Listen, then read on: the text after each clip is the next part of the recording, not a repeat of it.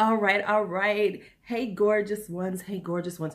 So today I'm doing my review of the Blossom palette by Blush Tribe.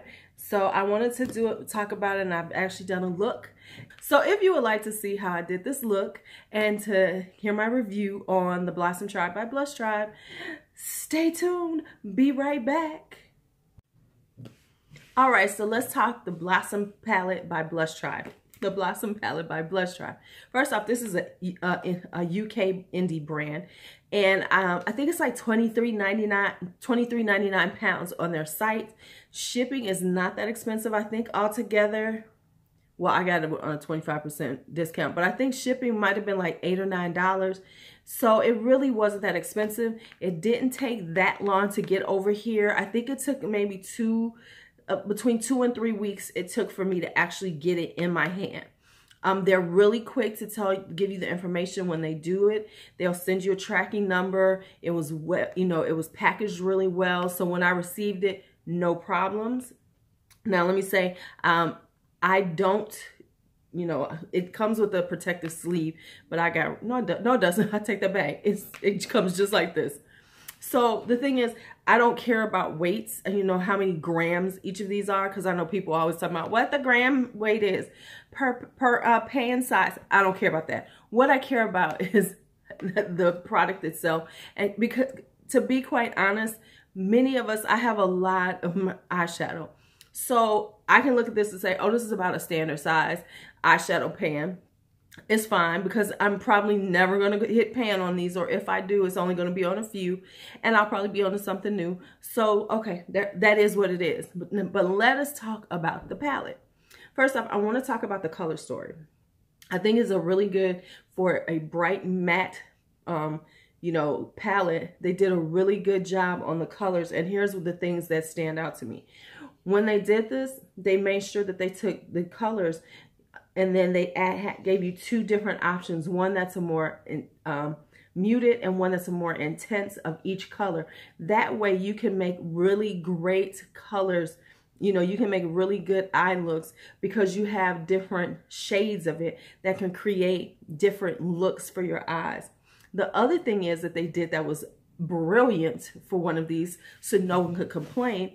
They put a brown in here and they put a black in here to deepen the corners.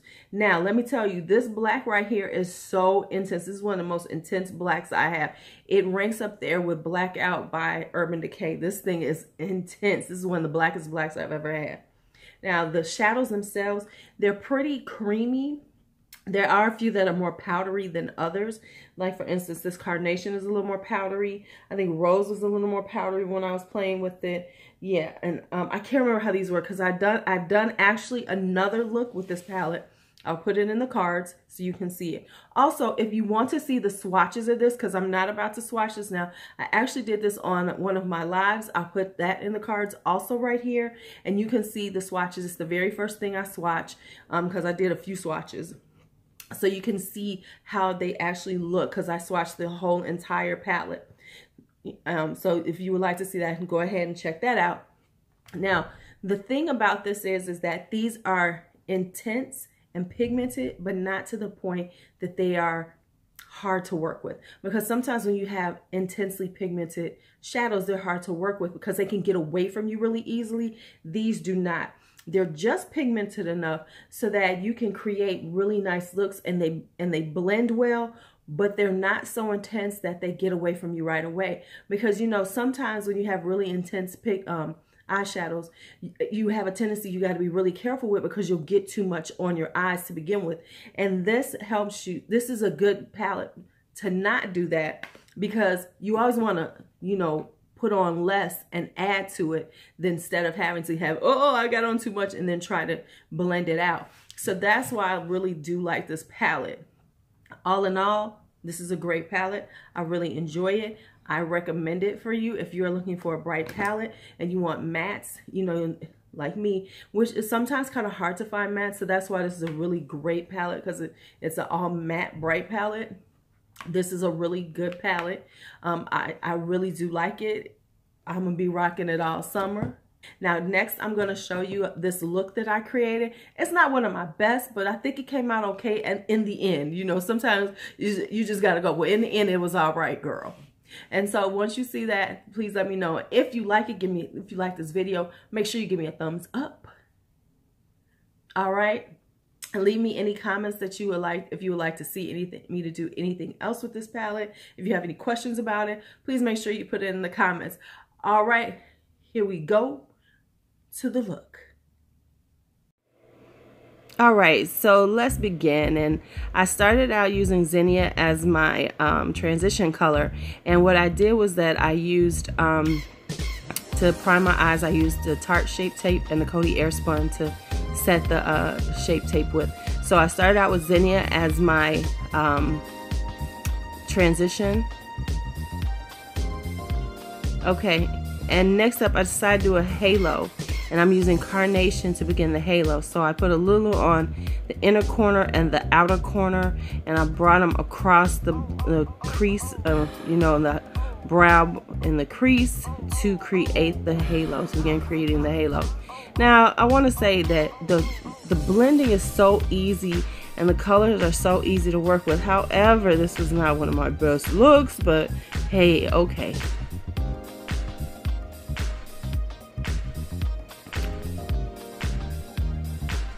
All right, so next I'm using Rose, and using that for the halo because I wanted it to be a little deeper red, because the oranges were nice, but I wanted it to be a little deeper color in it.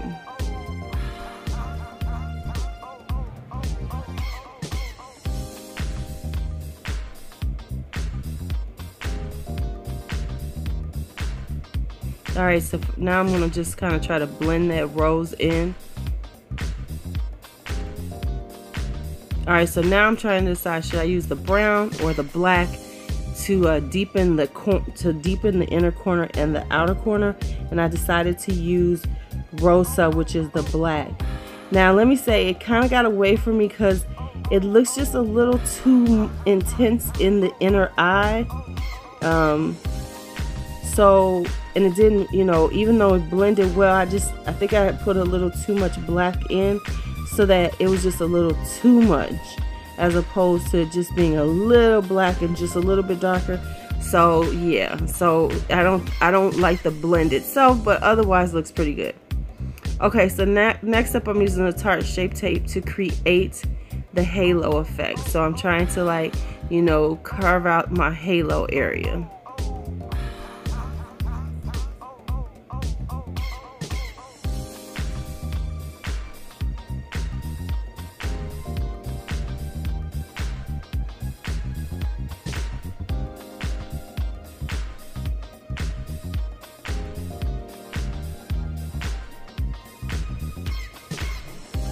Alright, so now the halo area is ready. And now I'm going to use Peony. So I'm going to use Peony. And since I'm using just a matte, I'm not, you know, spraying my brush. I'm just using it dry and just tapping it on to help to create the kind of like a halo, but it's a matte halo. So as opposed to it being like, you know, normally the halo would be, you know, a shimmer shade, I'm doing all matte look.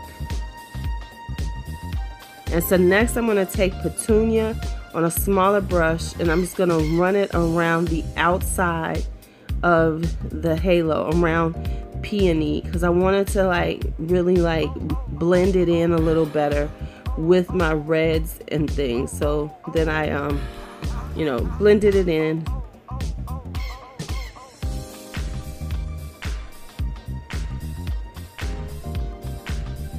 Added a little more Peony because I wanted it to be a little intense, more intense. Ooh, I kind of like it. That pink is kind of popping, ain't it? And so then I'm going to add a little Zinnia on the top to give it a better blend. So next I'm taking this white eyeliner because I really want to create a white line so that it'll be like an intense color when I'm done with it. Now it does have dandelion, which is a white eyeshadow, but I opted out for using my eyeliner just because I wanted it to be a little more, because I wanted to do this eyeliner effect and I wanted it to be a little more intense and, you know, serious. So now the next color I'm using is Clover, and I'm using that on a small brush, on a pencil brush, and I'm creating that as my eyeliner on the top line. Someone said it looked like I have watermelon look, so we're gonna call this my watermelon eye. That's what we're gonna call it, watermelon eye.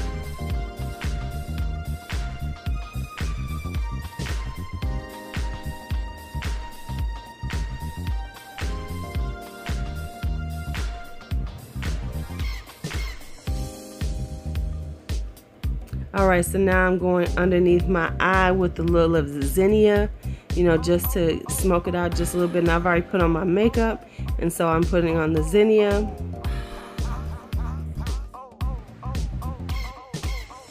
Alright, so now here's the final look. I hope you all like it. You all know that I am not the best with this whole posing and letting you all see it, so there it is. I think it came out okay. I just think that the inner corners were not as blended as well, and I think I just got a little too much black right there. Oh well. But then anyway, so this is it. So if you like it, give it a thumbs up. Please leave any questions or things you want to say in the comments, and if you're new, don't forget to subscribe. Bye bye.